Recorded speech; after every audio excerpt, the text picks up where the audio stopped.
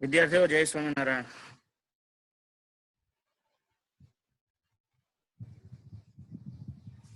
કેમ છો બધા? મજામાં?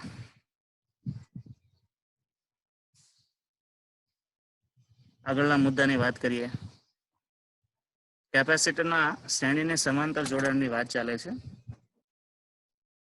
જો કેપેસિટરનું શ્રેણી જોડાણ હોય તેમાં એક વાત ખાસ યાદ રાખવાની કે શ્રેણી જોડાણમાં દરેક કેપેસિટરનો પ્રવાહ સમાન હોય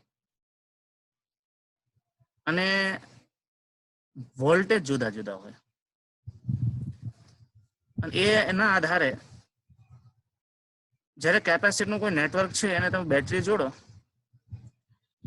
તો એ નેટવર્કમાં બેટરીના વોલ્ટેજ છે એ દરેક કેપેસિટરમાં વિભાજિત થાય. એટલે પેલું કેપેસિટરમાં V1 વોલ્ટેજ, બીજામાં V2, ત્રીજામાં V3, ચોથું કેપેસિટર હોય તો V4.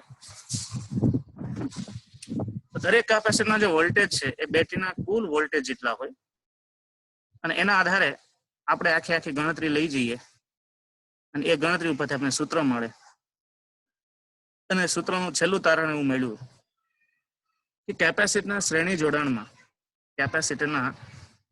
જોડાણમાં સમતુલ્ય કેપેસિટર છે એ સમતુલ્ય કેપેસિટન્સ જોડાયેલા દરેક કેપેસિટરના વ્યસ્તના સરવાળા જેટલું હોય. કારણ કે વ્યસ્તનો સંબંધ છે એટલે વ્યસ્તનો સરવાળો. એમ આપણે એટલું ટૂંકમાં યાદ રાખવાનું, વ્યસ્તનો સરવાળો. શ્રેણી જોડાણમાં વ્યસ્તનો સરવાળો થાય, બરાબર. અને પછી નેટવર્ક ઉકેલવા માટે અમુક શોર્ટ ટ્રીક છે કે અમુક જે શોર્ટ મેથડ છે એની થોડી વાત કરી હતી. પણ એવું તારણ નક્કી થયું કે સમતુલ્ય કેપેસિટન્સ છે એ જોડાયેલા કેપેસિટરમાં સૌથી નાનામાં નાના કરતા પણ નાનું હોય એવું આપણે તારણ પણ લીધું. તો તમે મૂલ્ય મૂકીને થોડી ગણતરી પણ કરી. 1 માઇક્રોફેરાડનું કેપેસિટર હોય, 2 માઇક્રોફેરાડનું કેપેસિટર હોય, સૂત્રમાં કિંમત મૂકો અને સાદુરૂપ આપો તો તમને 0.66 એવો જવાબ મળે છે. જેના ઉપરથી આપણે નક્કી કરી શકીએ કે આ જે સમતુલ્ય મળ્યું એ 1 કરતા નાની વેલ્યુ મળી. એ બધી વાત આપણે કાલે કરતા હતા અને કાલે એ વાત થઈ. હવે વિદ્યાર્થીઓ ખાસ યાદ રાખવાનું કે શ્રેણી અને સમાંતર જોડાણના નિયમો છે ને આમ સિમિલર છે, આમ થોડા ડિફરન્ટ છે. તમને જો શ્રેણી યાદ રહી ગયું હોય ને તો સમાંતર ડાયરેક્ટ યાદ રહી જાય એવું છે, બરાબર. શ્રેણી કરતા સમાંતરના જે નિયમો છે થોડાક એનાથી વિરોધક કહેવાય, બરાબર.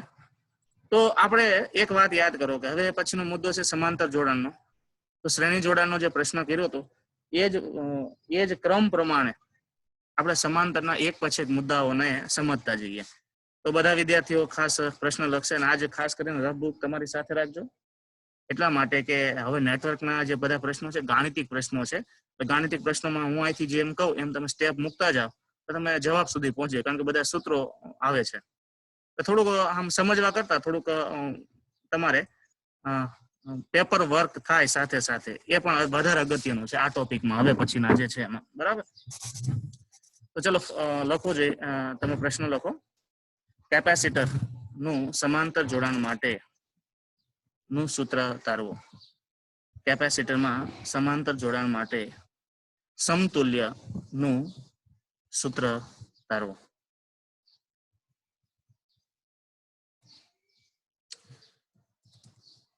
તો યાદ કરો શ્રેણીમાં શું હતું અને એ પ્રમાણે આપણે સમાંતરમાં મુદ્દાઓ મૂકતા જઈએ.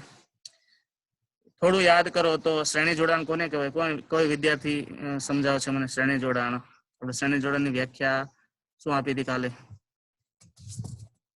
કોઈ વિદ્યાર્થી શ્રેણી જોડાણ સમજાવશે ખરા? રાયજેન, શ્રેણી જોડાણ માટે ક્યાં છે? કાટેલિયા ક્યાં છે? મયંક ક્યાં છે? લાડવા. પછી તમારો પેલો એ ક્લાસમાં ટોપ હતો એનું નામ શું હતું? કોણ હતો દિવાળી એક્ઝામમાં ફર્સ્ટ?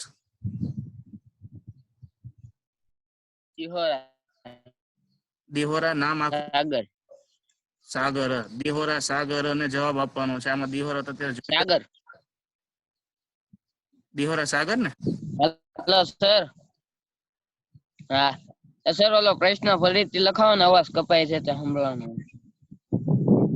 એટલે આ સમાંતર જોડાણનું સૂત્ર તારો એવો પ્રશ્ન હતો. તારે જવાબ શ્રેણીનો મન દેવાનો, એટલા માટે હાથ ઊંચો કરવાનું કીધો. કદાચ તમને નેટવર્ક વિડીયો યુટ્યુબમાં મૂકું છું, બરાબર, એ કદાચ જોતા રહેવાનું એવું લાગે તો. સમાંતર જોડાણ માટેનું સૂત્ર તારો એવો પ્રશ્ન મેં લખાયો. તો શ્રેણી જોડાણ માટે કોણ વિદ્યાર્થી શ્રેણી જોડાણ કહે છે? શ્રેણી જોડાણમાં કોને કહેવાય? કોણ વ્યાખ્યા કહેશે મને શ્રેણી જોડાણની? શ્રેણી જોડાણની વ્યાખ્યા કોઈ બોલે ખરા?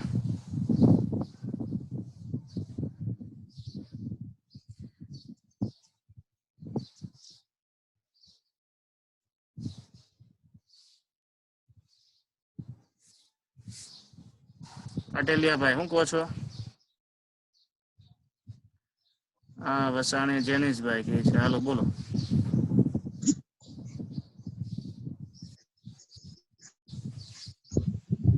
હા બોલો જેનીશભાઈ. વિદ્યુત ભાર સમાન હોય અને વોલ્ટેજ જુદા જુદા હોય. એટલે ખાસ તમારે એ યાદ રાખવાનું કે વિદ્યુત ભાર સમાન હોય. હલો હા હલો હા બોલ.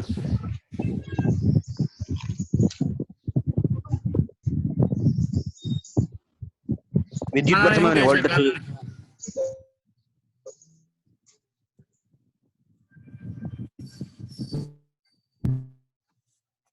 શું કહે છે?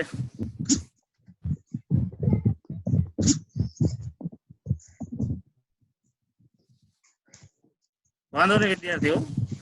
વસાણીભાઈ એમ કહે છે કે વિદ્યુત ભાર સમાન હોય ને જુદા જુદા હોય. આ તો બરાબર છે. આમાં શું કરશું આપણે? સમાંતર જોડાણમાં શું લખીશું? સમાંતર જોડાણમાં એ થશે. એનાથી થોડુંક આપણે જો આમાં શ્રેણીમાં વિદ્યુત ભાર સમાન છે અને વોલ્ટેજ જુદા છે, એટલે એમાં વિદ્યુત ભાર સમાન એટલે આપણે એવું વિદ્યુત ભાર કરતા, પણ તમારે આના પછીનું ચેપ્ટર છે ને શ્રેણી સમાંતર માટે વધારે ઉપયોગી છે, અવરોધો માટે. વિદ્યુત ભાર સમાન છે એના કરતા તમારે એવું કહેવાનું કે પ્રવાહ સમાન હોય.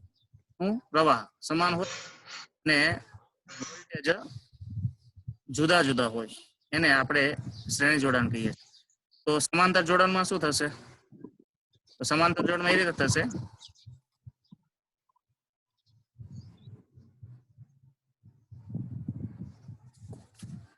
લખો, વ્યાખ્યા લખો. કેપેસિટરના જે જોડાણમાં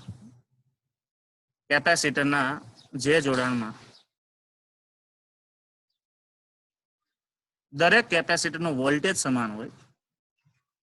કેપેસિટરના જે જોડાણમાં દરેક કેપેસિટરનો વોલ્ટેજ સમાન હોય અને પ્રવાહ જુદો જુદો હોય, આવા જોડાણને સમાંતર જોડાણ કહે છે. આવા જોડાણને સમાંતર જોડાણ કહે છે. હું તમને કાલે ઉદાહરણ આપતો હતો કે આપણી પાસે 3 પાઇપ હોય.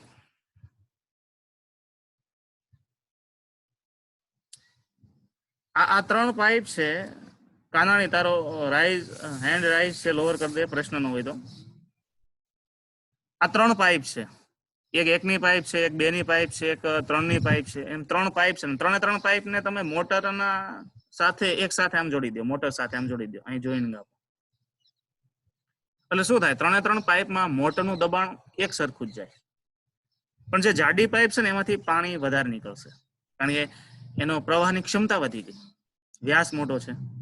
પતલી પાઇપ છે, ઓછું પાણી એમાંથી નીકળે. અથવા તો તમે એવું વિચારો કે આપણે ખાસ કરીને તમે જોયું હશે, તરવડા ગુરુકુળે મંદિરની પાછળ અથવા તો તમારું પાણી પીવાનું વોટર કુલર છે ત્યાં પાણીના વિભાજન માટેની વાલ મૂકેલા છે. જોયા છે ને? એક લાંબી થોડીક પાઇપ છે અને લાંબી પાઇપમાંથી અલગ અલગ જગ્યાએ પાણીના વાલ જાય છે, એટલે એમાં વાલ મૂકેલા છે. અને પેલા છે ને એ થોડુંક પાણી એક સાથે ટાંકામાંથી આવે છે અને પેલા આડી પાઇપમાં ભરાય છે, અને આડી પાઇપમાંથી પછી એમાંથી બધા વિભાગ કર્યા છે. આવું શું કામ કરે છે? તો બધા જ બિલ્ડિંગમાં પાણીનું દબાણ એક સમાન રહે એટલા માટે. એ વાલ છે ને સમાંતર છે. પછી નાનો વાલ હોય ને તો પાણી ઓછું જાય, પણ દબાણ ઇક્વલ રહે. કોઈ પણ સોસાયટીમાં માનો કે ગ્રામ પંચાયત હોય કે નગરપાલિકા હોય, સોસાયટીમાં પાણી વિભાજિત કરે એમાં આ જ લોજિક હોય છે. ઇન્ટરનલ એક પાઇપ હોય અને એમાંથી અલગ અલગ પાઇપ એક સાથે સમાંતર જોડેલી હોય. તો સમાંતર જોડો છો ને ત્યારે દબાણ બધાને સરખું મળે. પછી જેની પાઇપ મોટી હોય એને પાણી વધારે મળે. પણ નગરપાલિકા તો બધાને એક સરખી પાઇપો જ આપે છે. પણ ગુરુકુળમાં બધે આપણે એક સરખી પાઇપ નથી. જો ગાર્ડનની પાઇપ છે મોટી છે, તમારે બિલ્ડિંગની પાઇપ છે એનો વાલ મોટો હશે. સાધુ આશ્રમે બહુ ઓછી પાણીની જરૂર પડે એટલે એના પાઇપ છે નાના છે. ફિલ્ટરમાં બહુ ઓછા પાણીની જરૂર પડે એનો પાઇપ નાનો છે. ગુલાબનો બગીચો છે એમાં ઓછી પાણી જરૂર પડે, બરાબર. તો નહીં, મંદિરની ફરતે જે લોન છે એમાં તો 4 વિભાગ પડ્યા છે, ત્યાં પાણીની ઓછી જરૂર પડે. એના એ ગાર્ડનના જે પાઇપ છે નાના છે. આવી રીતે સમાંતર જોડાણ હોય તો પ્રવાહ છે એ બધાનો જુદો જુદો થઈ જાય, પણ દબાણ બધાને એક સરખું રહે. દબાણ એક સરખા રાખવા માટે સમાંતર જોડાણ જ આપવું પડે. એ વાત આ સમાંતર જોડાણમાં થાય. વિદ્યાર્થીઓ આકૃતિ દોરો. આકૃતિ દોરો બધા. C1 C2 C3 એમ 3 કેપેસિટર બતાવો અને બધા ઉપર એક સાથે વોલ્ટેજ લાગે છે એટલે એને સમાંતરમાં 20 વોલ્ટની બેટરી જોડવી પડે. અને સમાંતરમાં 20 વોલ્ટની બેટરી આપણે જોડવી પડે. અને સમાંતરમાં 20 વોલ્ટની બેટરી જોડાવો. તમને સારું લાગે એવી રીતે તમે પ્લસ ઓર માઇનસ મૂકી શકો છો, એઝ યુ લાઈક. પ્લસ અને માઇનસ મૂકવા માટે તમને જે યોગ્ય લાગે એ રીતે મૂકી દો. પણ ખાસ બેટરી એટલે હું ક્યાં મૂકવાનું કહું છું પ્લસ માઇનસ? બેટરીમાં. આ બાજુ પ્લસ મૂકો તો ભલે ને આ બાજુ મૂકો તો ભલે, પણ જે મોટો સ્થિતિમાન છે ને, જે વધુ હોય ને એને પોઝિટિવ સ્થિતિમાન કહેવાય. ખ્યાલ રાખજો, આ ડીસી બેટરીની સંજ્ઞા છે. ડીસી બેટરીમાં જેનું સ્થિતિમાન મોટું એ પોઝિટિવ, અને પોઝિટિવ સ્થિતિમાન હંમેશા મોટું હોય. એટલે એની જે પ્લેટ છે, પોઝિટિવ ટર્મિનલ છે, હંમેશા મોટો બતાવવાનો, અને નાનો જે ટર્મિનલ હોય હંમેશા નેગેટિવ હોય. એટલે બેટરીની સંજ્ઞા દોરો છો ત્યારે પણ એ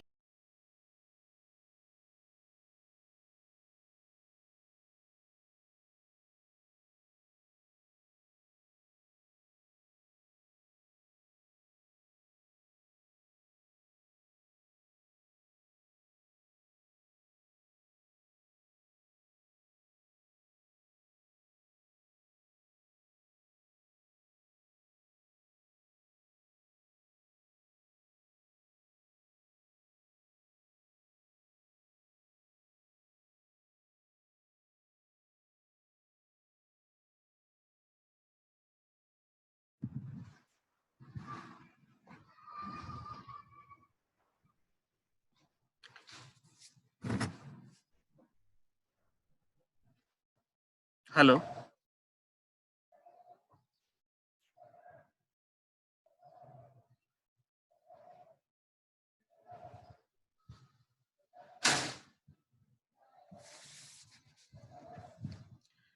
તો ચલો આકૃતિ દોર્યા પછી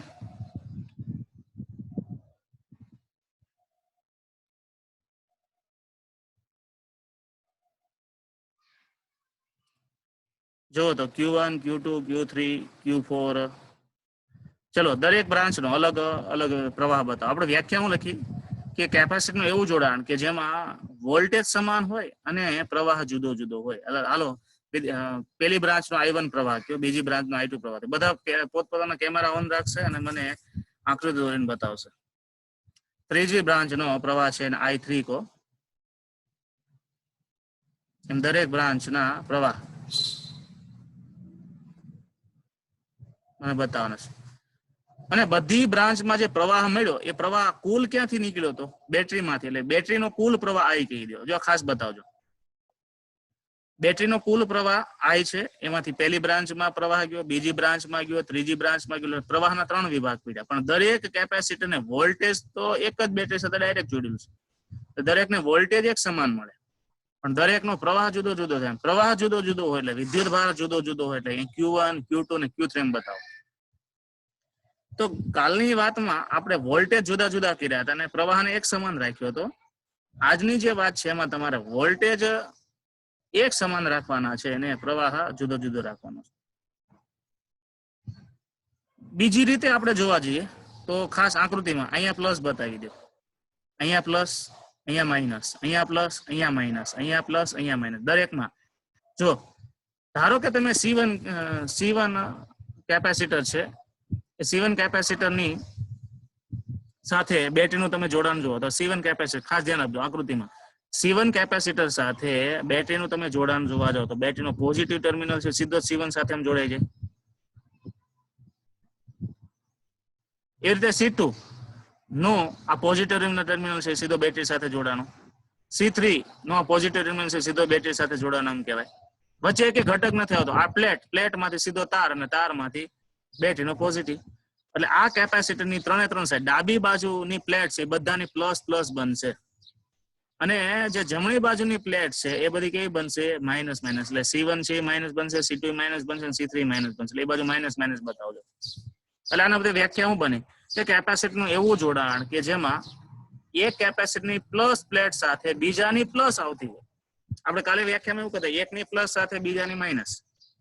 એમ અહીંયા એમ જો એકની પ્લસ તો બીજાની પણ પ્લસ જ હારે જોઈન્ટ થાય છે, બરાબર?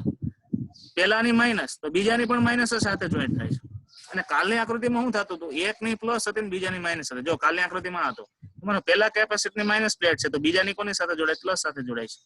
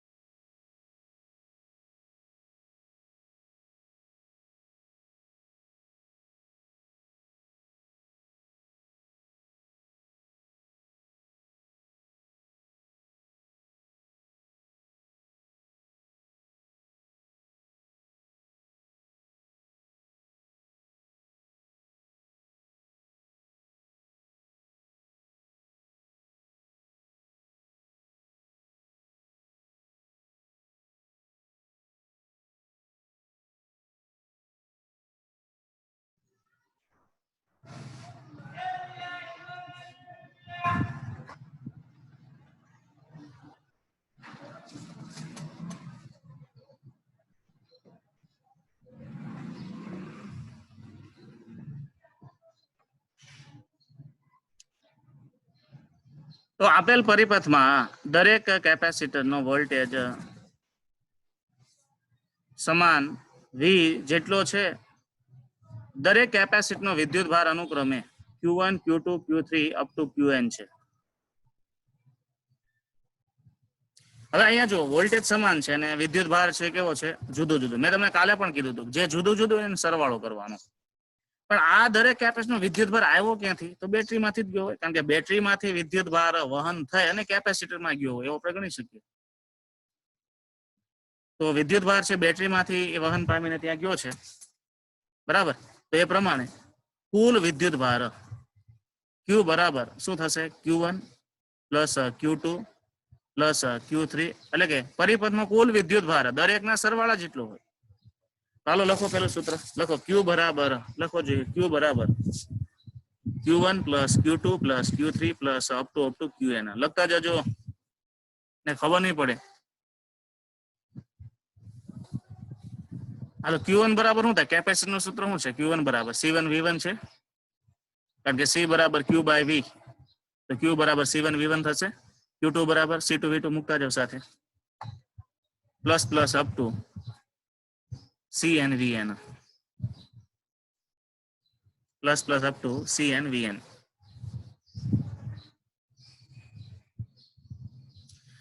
હવે તમારે એક મુદ્દો લખવો પડે કે જો પરિપથનો સમતુલ્ય કેપેસિટર લખો. જો પરિપથનો સમતુલ્ય કેપેસિટન્સ એટલે ત્રણે ત્રણ ભેગા કરો અને જે સમતુલ્ય મોટું કેપેસિટર આપને મળે અને સમતુલ્ય કહેવાય.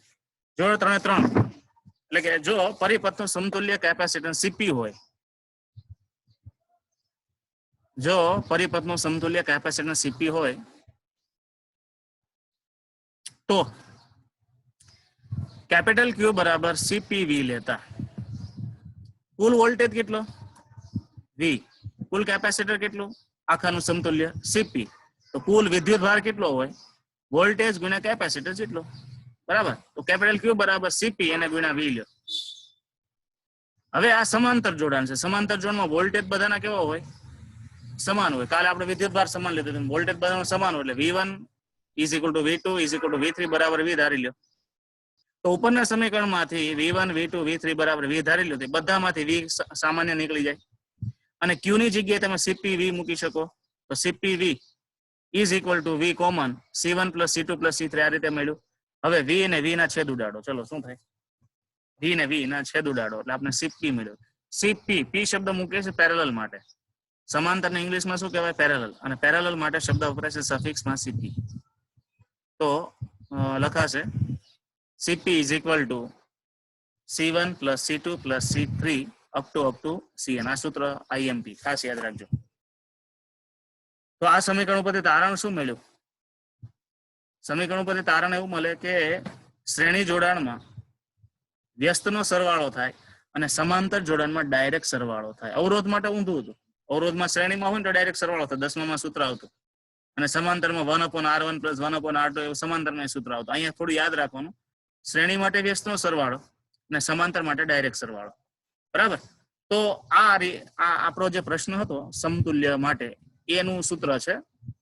પણ હવે આપણે નેટવર્ક જે સોલ્વ કરવાના છે કે MCQ જે સોલ્વ કરવાના છે એનું સૂત્ર કેવી રીતે બને?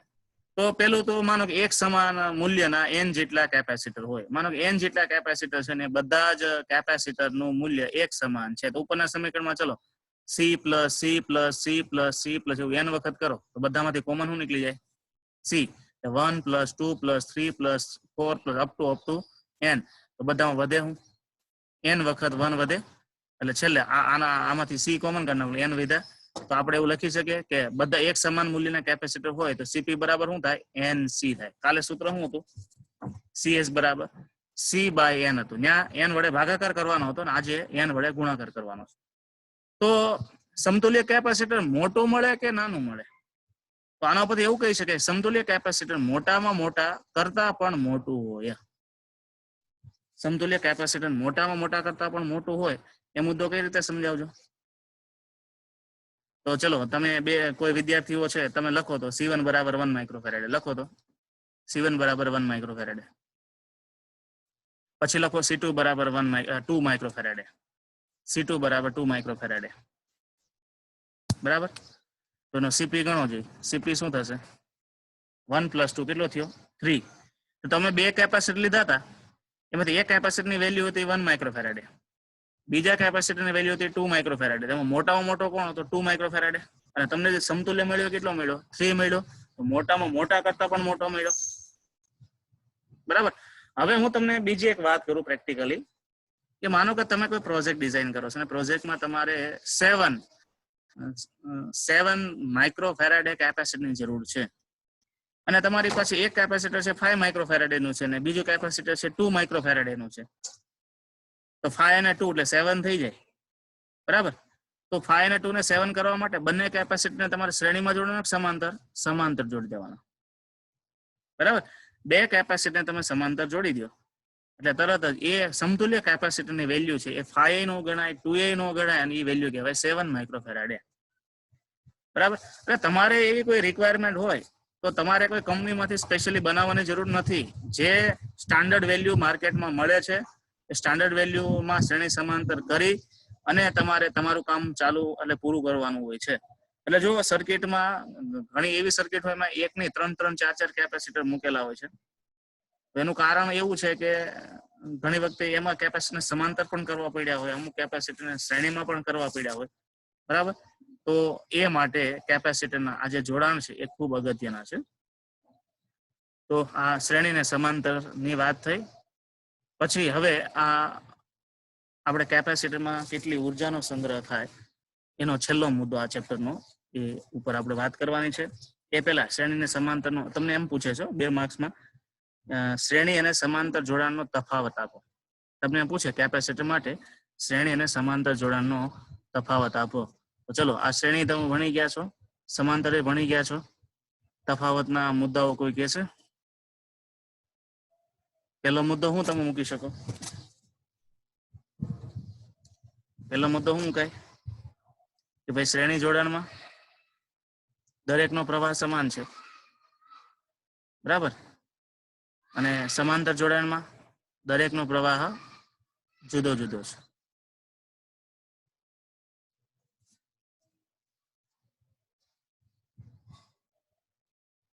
સર હા બોલો. શ્રેણી જોડાણમાં કેપેસિટર નાનામાં નાના મૂલ્ય કરતા પણ નાનું મળે અને સમાંતર જોડાણમાં કેપેસિટન્સના સમતુલ્ય મૂલ્ય કરતા મોટા મૂલ્ય કરતા એના કરતા મોટું. પછી એવું મૂકી શકો કે અ, નાના મૂલ્યના કેપેસિટરને ભેગા કરી અને સમતુલ્ય નાનું બનાવવું છે, એના માટે આ જોડાણ વપરાય છે. નાના મૂલ્યના કેપેસિટરમાંથી મોટું બનાવવું હોય તો એના માટે સમાંતર જોડાણ વપરાય છે.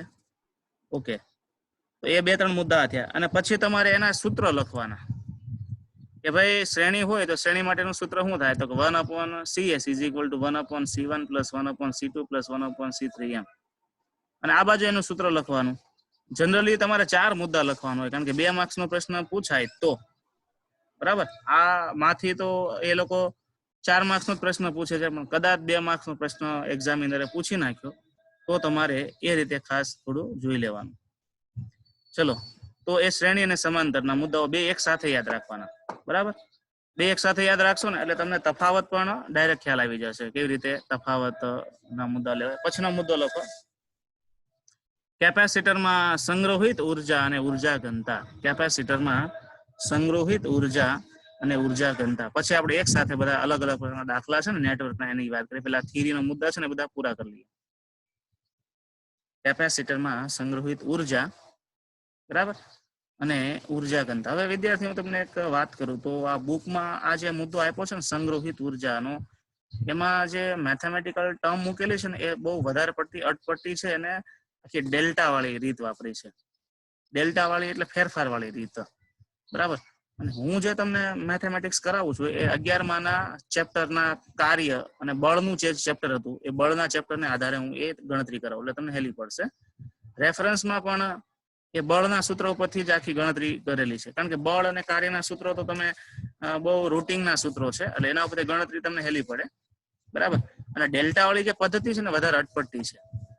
પછી હું તમને કહીશ કે ઈ રીત અને આ રીતમાં ક્યાં ભેદ આવે છે અને ક્યાં સામ્યતા છે, બરાબર. અને આપણે આ વખતે પેપર ચેકિંગ કર્યા, એ પેપર ચેકિંગમાં પ્રમાણે તમે કોઈ પણ ગાણિતિક પ્રશ્ન હોય, ગાણિતિક પ્રશ્નનું ગણિતની બીજી રીત પ્રમાણે પણ એ સૂત્ર તારવી શકો છો, એટલે એમાં કોઈ ઓલું નથી. અને જૂની જે ટેક્સ્ટ બુક આવતી, જૂની ટેક્સ્ટ બુકમાં આ પદ્ધતિ પ્રમાણે જ તારવણી આવતી, બરાબર. એટલે એ કઈ પેલું નથી. એટલે કદાચ કોઈ વિદ્યાર્થી ટેક્સ્ટ બુકમાંથી આ થિયરી કરવા બેસે તો એમાં વધારે અનુકૂળતા નહીં રહે, એને વધારે તકલીફ પડશે, કારણ કે ટેક્સ્ટ બુકમાં એક જે સ્ટેપ આપ્યા છે ને થોડા પેલી રીતે આપ્યા છે. તો આ મુદ્દો છે કેપેસિટરમાં સંગ્રહિત ઉર્જા અને ઉર્જા ઘનતા નો જે મુદ્દો છે, એમાં એક પહેલો પ્રશ્ન છે. તો એ પહેલો પ્રશ્ન લખો, મોસ્ટ એમપી. એમાં લખો છે કેપેસિટરમાં સંગ્રહ પામતી ઉર્જા નું સૂત્ર. કેપેસિટરમાં સંગ્રહ પામતી ઉર્જા નું સૂત્ર UC is equal to 1/2 CV² તારવો. UC is equal to 1/2 CV² તારવો. કેપેસિટરમાં સંગ્રહ પામતી ઉર્જા નું સૂત્ર UC બરાબર 1/2 CV² તારવો. આ સૂત્ર તમારે બીજા પાર્ટમાં ઇન્ડક્ટરનું જે ચેપ્ટર છે, સોરી આ 7મું ચેપ્ટર, આ પાર્ટમાં 7મું કે 8મું ચેપ્ટર ઇન્ડક્ટરના ચેપ્ટરમાં આવશે. અને બીજા પાર્ટમાં વિદ્યુત ચુંબકીય તરંગો છે એમાં પણ આવશે, અને બીજા પાર્ટમાં કોમ્યુનિકેશનનું જે તમારે JEE માટેનું યુનિટ છે એમાં પણ આવશે, બરાબર. એટલે આ સૂત્ર છે તમારે 4 ચેપ્ટરમાં રિપીટ થવાનું છે, અલગ અલગ જગ્યાએ, અને ખાસ અગત્યનું છે. તમે એક વાત મને સમજાવો કે કદાચ તમને યાદ હોય તો સારી વાત છે. સ્પ્રિંગમાં સંગ્રહ પામતી ઉર્જાની કઈ વાત આવતી, યાદ આવે છે? સ્પ્રિંગમાં સંગ્રહ પામતી ઉર્જા, સ્પ્રિંગ હોય તો સ્પ્રિંગમાં અ, ઉર્જા જે સંગ્રહ પામે છે એ સંગ્રહ પામતી ઉર્જાનું કંઈક સૂત્ર હતું.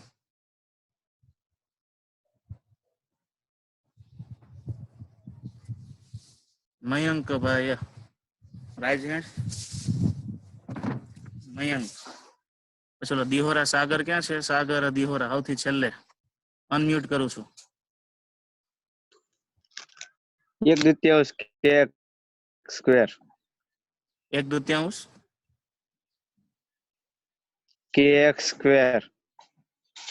1/2 kx સ્ક્વેર. આ હેનું સૂત્ર છે?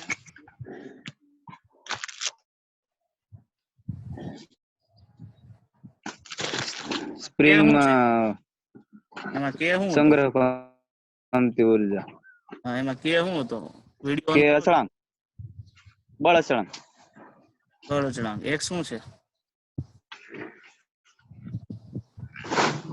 અંતર. અંતર કે સ્થાનાંતર? સ્થાનાંતર. અને સ્થાનાંતરમાં તો શું ફેર હોય? એ તો બે હરખું જ હોય.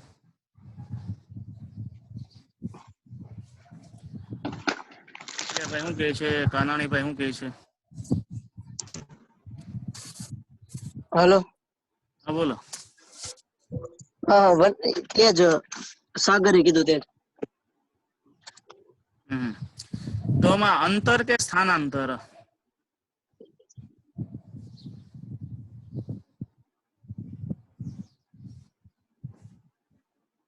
અંતર કે સ્થાનાંતર? એમાં સ્પ્રિંગ તમે જેટલી ખેંચો એટલે સ્થાનાંતર થાય ને.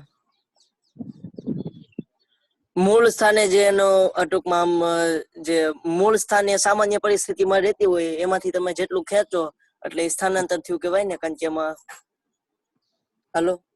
હા હા બોલો બોલો, સંભળાય છે.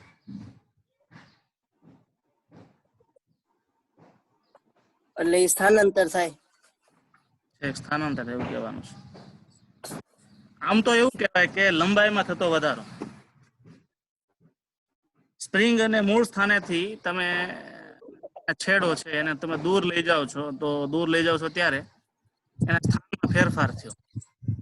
સ્થાનાંતર કહેવાય. લંબાઈનો વધારો પણ કહેવાય. અને તમે હાવ શોર્ટમાં કહો તો અંતરે કહેવાય. એવું વાંધો નથી, અંતર ન કહેવાય. પણ હું તો પૂછતો હતો કે તમે કેટલુંક એમાં કોન્ફિડન્ટલી કહી શકો છો.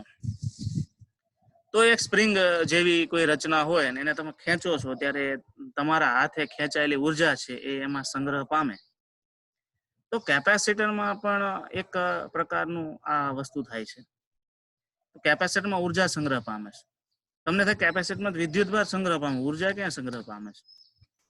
તમે ઇલેક્ટ્રિક વાળાને ગયા હોય ને કેપેસિટર આપો છો તો એ પ્લગ ઇન કરી અને પ્લગ ઇન કરીને પછી આમ બે છેડા ભેગા કરે તો ફટાકો થાય છે. તો ફટાકાની ઉર્જા આવી ક્યાંથી? સંગ્રહ પામી હતી. તો હવે વાત એ આવે કેપેસિટર ઉર્જાનો સંગ્રહ કરે, બરાબર? તો એ કેટલી ઉર્જાનો સંગ્રહ કરે? પ્રશ્ન એવો આવે. ઉર્જાનો સંગ્રહ કરે ચાલો આપણે સ્વીકાર્યો, તો કેટલી ઉર્જાનો સંગ્રહ બને એ પણ પ્રશ્ન આવશે. અને કેવી રીતે કરે છે? કેવી રીતે કરે છે એ તમને સમજાવું તો એ જે વાત છે એ થોડીક પ્રેક્ટિકલી છે. ચાર્જિંગ અને ડિસ્ચાર્જિંગ ઉપરથી એ સમજવું પડે. એ મુદ્દાઓ આપણે કાલના મુદ્દામાં એ વસ્તુ લઈશું. ચાર્જિંગ ડિસ્ચાર્જિંગ કરી રીતે થાય એની વિડીયો પણ છે. એવું લાગે તો હું તમને વિડીયો થી બતાવીશ કે આપણે ચાર્જિંગ ડિસ્ચાર્જિંગ કઈ રીતે થાય. પેલા ઉર્જાના મુદ્દાઓ છે ને પૂરા કરી લઈએ. આગળ એમાં ઓસિલેટર વાળી વાત જ્યારે આવશે ત્યારે પણ ચાર્જિંગ ડિસ્ચાર્જિંગ નો મુદ્દો આવશે. તો સ્પ્રિંગ છે ઉર્જાનો સંગ્રહ કરે છે, એનું સૂત્ર ધારવું છે. એમાં એક વચ્ચે બીજું સૂત્ર બળ વાળું આવશે, એ પણ ખાસ અગત્યનું છે. તો જો સમાંતર પ્લેટ કેપેસિટરમાં એક પ્લેટ છે ધન વિદ્યુત ભરે છે, આકૃતિ દોરજો. બીજી પ્લેટ છે ઋણ વિદ્યુત ભારિત છે.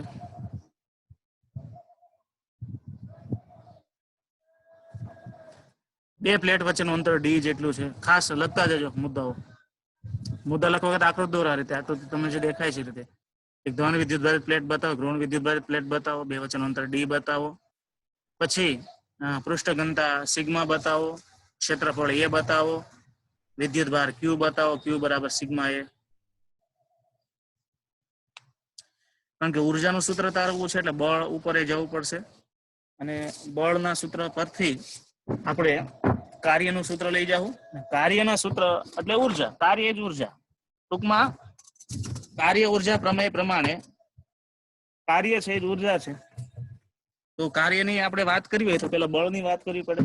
તો બળ કેટલું લાગે એ મુદ્દા ઉપર થોડી વાત કરી અને પછી આપણે આગળના મુદ્દા છે એને લઈએ. તો ચલો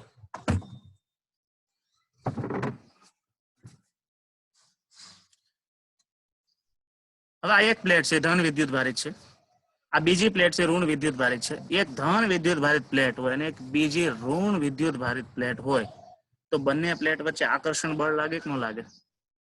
લાગશે ને. તો આકૃતિમાં દર્શાવેલ પ્લસ અને માઇનસ પ્લેટ ને કારણે માઇનસ પ્લેટ પર લાગતું બળ. હવે પ્લસ પ્લેટ છે એ પ્લસ પ્લેટ શું કરે તો કે પોઝિટિવ વિદ્યુત ક્ષેત્ર ઉત્પન્ન કરે અને એનું વિદ્યુત ક્ષેત્ર આપણે ઈ પ્લસ ધારી લઈએ. તો ઈ પ્લસ જેટલું વિદ્યુત ક્ષેત્ર આ પ્લેટ ઉત્પન્ન કરે છે અને એના વિદ્યુત ક્ષેત્રમાં તમે એક ઋણ વિદ્યુત ભારિત પ્લેટ મૂકી છે જેનો વિદ્યુત ભાર ક્યુ જેટલો છે. તો યાદ કરો આપણે થિયરી કે જ્યારે ક્યુ જેટલા વિદ્યુત ભારને તમે ઈ જેટલા વિદ્યુત ક્ષેત્રમાં મૂકો તો એના ઉપર બળ લાગે છે. વાત આવી હતી. તો એ પ્રમાણે ધન પ્લેટ નું વિદ્યુત ક્ષેત્ર પ્લસ ઈ છે અને ઋણ પ્લેટ નું વિદ્યુત ભાર ક્યુ છે એવું ગણી શકીએ. તો ભલે એ બળ વિદ્યુત ભાર ઉપર પણ વિદ્યુત ભાર છે ક્યાં? પ્લેટ ઉપર. એટલે છેલ્લે બળ તો લાગવાનું છે કોના ઉપર? પ્લેટ ઉપર જ લાગવાનું છે. તો એ બળનું સૂત્ર થાય છે લાગતું બળ F બરાબર QE. બહુ આગળનું સૂત્ર છે બરાબર. જ્યારે વિદ્યુત ક્ષેત્ર અને બળનો સંબંધ લીધો ત્યારે F બરાબર Q માઇનસ એટલે ઋણ વિદ્યુત ભાર ઉપર લાગે છે એટલા માટે Q માઇનસ સફિક્સ અને E પ્લસ એટલે પ્લસ વડે ઉદ્ભવતું વિદ્યુત ક્ષેત્ર. ચલો હવે બીજી વાર અહીં ધ્યાન આપો. આ પોઝિટિવ વિદ્યુત ભાર વાળી કોઈ એક પ્લેટ હોય બરાબર અને એના વડે ઉદ્ભવતું વિદ્યુત ક્ષેત્ર કેટલું? આના વડે નહીં, ખાલી પોઝિટિવ વડે ઉદ્ભવતું વિદ્યુત ક્ષેત્ર કેટલું?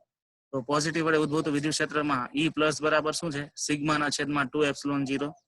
તો અહીંયા E પ્લસ એની જગ્યાએ સિગ્માના છેદમાં 2 એપ્સિલોન 0 મૂકી શકાય. તો F નું સૂત્ર શું મળ્યું આપણને? F બરાબર Q સિગ્મા ના છેદમાં 2 એપ્સિલોન 0. લખતા જાઓ બધા સૂત્રો. પહેલા લખો F બરાબર QE, પછી લખો E બરાબર સિગ્માના છેદમાં 2 એપ્સિલોન 0. લખજો એકવાર સાથે અત્યારે તો તમને ખ્યાલ આવશે. પછી એક ઈ પ્લસ ની કિંમત તમે એફ માં સૂત્રમાં મૂકી દો અને આપણે એફ નું જે નવું સૂત્ર મળ્યું એ લખો F બરાબર Q સિગ્માના છેદમાં 2 એપ્સિલોન 0. પછી સિગ્મા બરાબર શું આપણે જાણીએ છીએ? સિગ્મા બરાબર શું છે? Q by A. તો ચલો લખો ફરીથી સિગ્મા બરાબર Q બાય A. કિંમત મૂકો એમાં. એટલે અંશમાં સિગ્મા નીકળી ગયો અને Q ને Q એટલે Q સ્ક્વેર ના છેદમાં 2 એપ્સિલોન 0 A. લખો સૂત્ર F બરાબર Q સ્ક્વેર 2 એપ્સિલોન 0 A. ચલો અંશ અને છેદ ને ડી વડે ભાગી નાખો. હાલો સૂત્ર તમારી સાથે છે. અંશ અને છેદ ને ડી વડે ભાગી નાખો.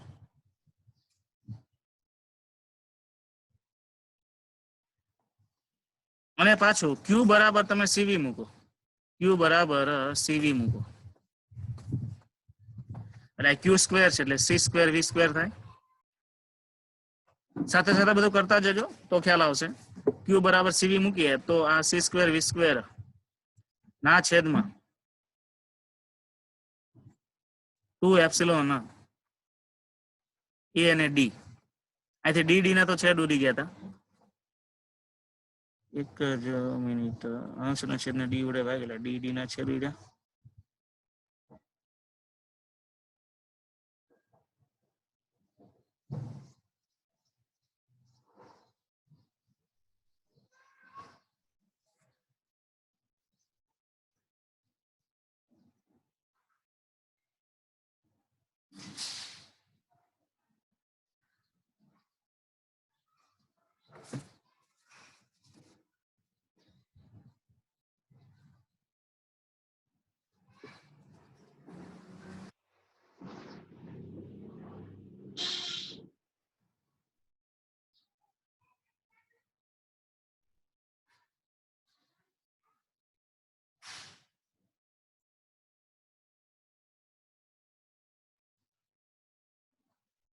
હવે છે ને અહીંયા એક ધ્યાન રાખજો લખવામાં. અહીંયા અંશ અને છેદ ને ડી વડે ભાગ્યા એટલે અહીંયા થશે a એપ્સિલોન 0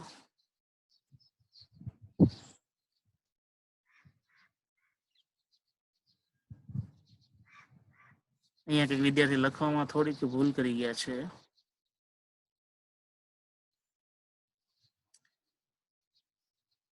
cv સ્ક્વેર એટલે c સ્ક્વેર v સ્ક્વેર તો બરાબર છે.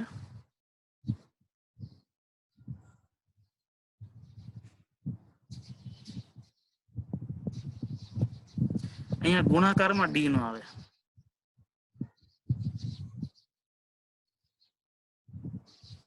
અહીંયા એક ભૂલ થઈ છે. અંશ અને છેદને d વડે ભાગ્યા છે. અંશને d વડે ભાગ્યો છે અને છેદને d, એટલે અહીંયા આ છે ને d, અહીંયા d કાઢી નાખો ગુણાકારમાંથી છેદમાંથી.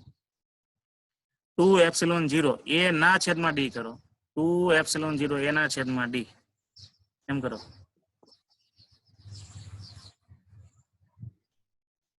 ટુ એપ્સિલોન 0 એના છેદમાં d. અહીંયા એક સુધારો કરજો. 2 એપ્સિલોન 0 એના છેદમાં d.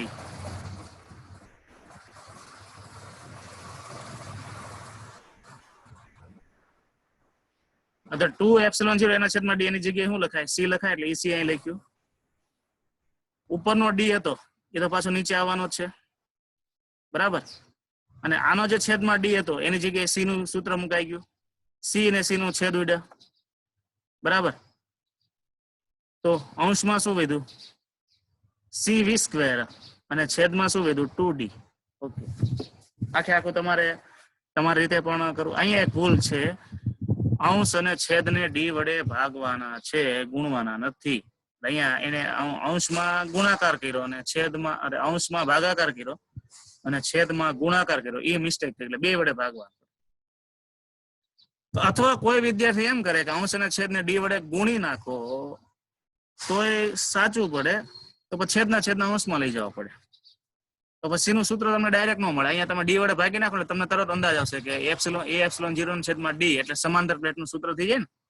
એટલે કારણ લખો લખી નખાય a એપ્સિલોન 0 ના છેદમાં d બરાબર c. એટલા માટે આ છેદમાં આ c મૂકાણું. આ c ક્યાંથી આવ્યું? તો a એપ્સિલોન 0 ના છેદમાં d, એટલે d છે છેદમાં આવશે. એટલે એક સુધારો કરજો. ત્યાં એક લખવામાં ભૂલ થઈ ગઈ છે વિદ્યાર્થીને.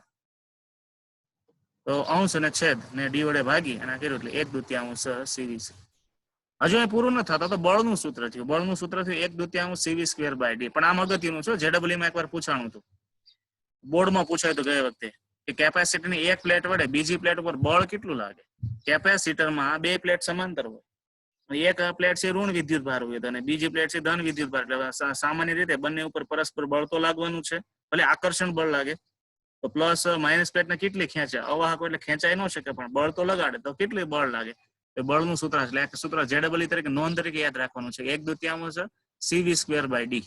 1/2 cv સ્ક્વેર બાય d. હવે આપણે કાર્યની વાત કરીએ. માનો કે આ એક પ્લેટ પ્લસ છે અને આ એક પ્લેટ માઇનસ છે અને એમાં એક પ્લેટ ને બીજી પ્લેટ ઉપર એટલું બળ લાગે છે. હવે અહીંયાથી ઋણ વિદ્યુત ભાર હોય, એ ઋણ વિદ્યુત ભારને તમારે અહીંથી લઈને અહીંયા સુધી આમ જવો હોય, કારણ કે કેપેસિટરનું ચાર્જિંગ ક્યારે થાય? તો કે આ વિદ્યુત ભાર છે, આ શરૂઆતમાં બંને પ્લેટ તટસ્થ હોય, પછી તમે બેટરી સાથે જોડો ને, એટલે બેટરી સાથે જોડો ને ત્યારે એક પ્લેટ પ્લસ બને, એક પ્લેટ માઇનસ બને, બરાબર. એટલે ખરેખર એવું થાય કે આ બાજુ જે ધન વિદ્યુત ભાર હોય ને એ બધા આ બાજુ જતા રહે બેટરીને કારણે, અને આ બાજુ જે ઋણ વિદ્યુત ભાર હોય ને એ બધા આ બાજુ આવતા રહે. બેટરી જોડો એટલે એનું ચાર્જિંગ થયું, ચાર્જિંગ થયું એટલે વિદ્યુત ભાર છૂટો પડો, એ ઘટનાને ચાર્જિંગની ઘટના કહેવાય. એટલે ખરેખર માનો કે ઋણ વિદ્યુત ભાર હોય કે ધન વિદ્યુત ભાર હોય ને એક પ્લેટ થી બીજી પ્લેટ સુધી જવું હોય તો કાર્ય કરવું પડે કે નહીં? તો એક પ્લેટ થી બીજી પ્લેટ સુધી જવા માટે કાર્ય કરવું પડે. કાર્યમાં અંતર કેટલું કાપવું પડે છે? d. તો કાર્યનું સૂત્ર શું? તો બળ ગુણ્યા સ્થાનાંતર. તો બળનું સૂત્ર આપણે તાર્યું 1/2 cv સ્ક્વેર બાય d. અને સ્થાનાંતર કેટલું કરવું પડે છે? d જેટલું કરવું પડે છે. તો ચલો હવે કાર્ય ઉર્જા પ્રમેય પ્રમાણે ઉર્જાનું સૂત્ર શું છે? u બરાબર w બરાબર fd. તો f ગુણ્યા d, એમાં f ની કિંમત મૂકે 1/2 cv square by d. d નો છેદ ઉડ્યો, આપણે ઉર્જાનું સૂત્ર મળી ગયું 1/2 cv સ્ક્વેર, બરાબર. અહીં વિદ્યુત ભારને એક પ્લેટ થી બીજી પ્લેટ સુધી લઈ જવા માટે કરવું પડતું કાર્ય એટલે સંગ્રહ પામતી સ્થિતિ ઉર્જા. સ્પ્રિંગમાં કેમ છેડો ખેંચવા માટે કાર્ય કરવું પડે છે ને, એમાં અહીંયા વિદ્યુત ભારને એક પ્લેટ ઉપરથી બીજી પ્લેટ ઉપર લઈ જવો છે, ત્યારે એક પ્લેટ થી ધન બને ને બીજી પ્લેટ થી ઋણ બને. જો બેમાં એક સરખા વિદ્યુત ભાર હોય તો પછી ધન કે ઋણ બનવાની કોઈ વાત જ નથી આવતી, બરાબર. તો આ જે ગણિતના મુદ્દાઓ છે એમાં કોઈ વિદ્યાર્થીને પ્રશ્ન હોય તો પૂછી શકે છે. તો ફરીથી તમારી રીતે જોઈ લો, સ્ક્રીન શેર કરી છે એમાં. તો આજે આપણે સમાંતર ની થિયરી ભણ્યા કેપેસિટર નું. એ તો હા કોમન વસ્તુ છે, એમાં કઈ છે નહીં. પણ આ સંગ્રહ પામતી ઉર્જાનું જે સૂત્ર ભણવાનું છે એમાં કોઈ મુદ્દામાં નો ખ્યાલ આવતો એ તો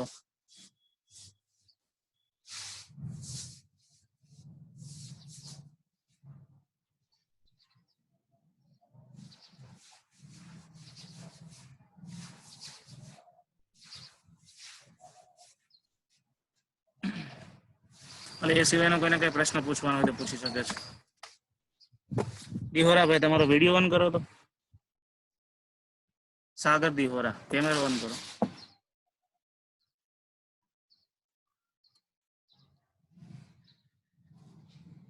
ઓકે, વાડીએ છો ઘરે?